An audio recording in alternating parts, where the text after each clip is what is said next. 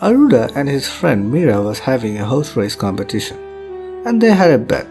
Whoever wins can choose their punishment. The rule was you have to win the race without using magic. Aruda thought he was skilled enough to win, but Meera proved him wrong. Aruda had no other choice but listen to her. King Sheruman, Aruda's father, was deep in thoughts when from the corner of his eyes he saw someone. It was Ashoda. King Sheruman told Ashoda he was having second thoughts on entrusting Aruda with his kingdom.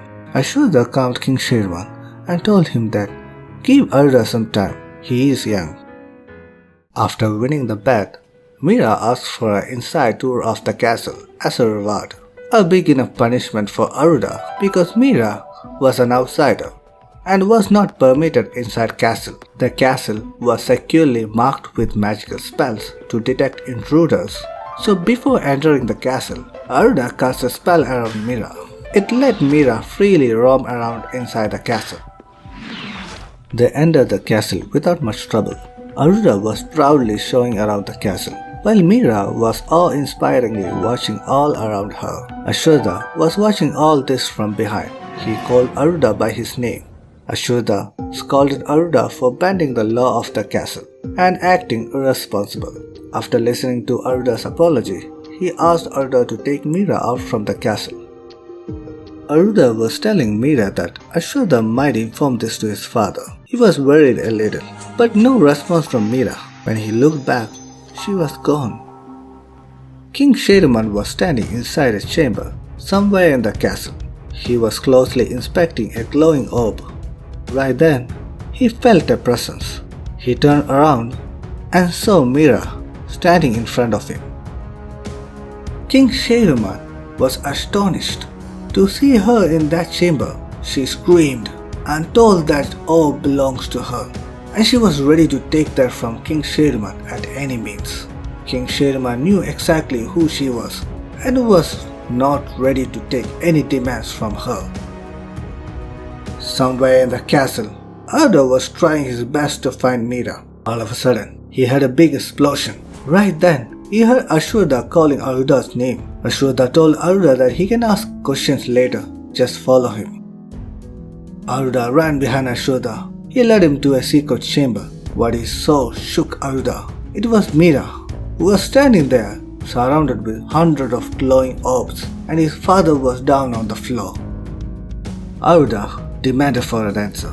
She sarcastically thanked Aruda for letting her in the castle. She revealed that the only reason she became friends with Aruda was to retrieve the orb. Aruda felt terrible. Because of him, others had to suffer for his mistake. Injured King Sheruman saw the distracted Meera. He took that opportunity and opened a time portal right in front of Meera. The portal absorbed all the orbs and sent them to a different time period. Right then, angry and frustrated Aruda charged towards Meera and kicked her face off. Handy ran near Sheruman to help. The sheer force of the kick made her fly and fall in a different side of the chamber. Her chance of winning this fight had shortened once Aruda came. Besides, the orb has gone. There is no reason for her to stay there, so she wisely escaped. Aruda wanted to follow Meera, but Sheruman stopped him. Later that day, Sheruman told it was a sealed orb and it had been broken, and it will appear in specific time in the future, and someone need to seal it again. Otherwise, it will create a great disaster. Aruda took responsibility and begged for a solution to clear his mess. Sheruman knows a way to get to the future, but don't know how to return back. Aruda said he will find a way. After thinking for a while, Sheruman agreed and told that he doubted Aruda, but not anymore. Also, Sheruman gave his word that he will find and finish Meera by himself.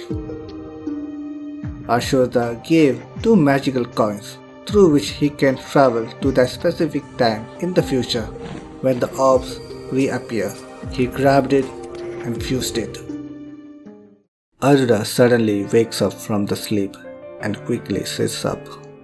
He mistakenly calls Grandpa Ashwatha, but Grandpa told even though he has Ashwatha's memory, he was not him. Right then, Adi gave back his sealed orb. Sanjana seemed not happy and walked out of the room. Grandpa told Aruda not to worry. I have explained everything to Sanjana and Adi. Give them some time to come around. Even though Grandpa tried to explain the situation, Aruda was still confused and worried all at the same time.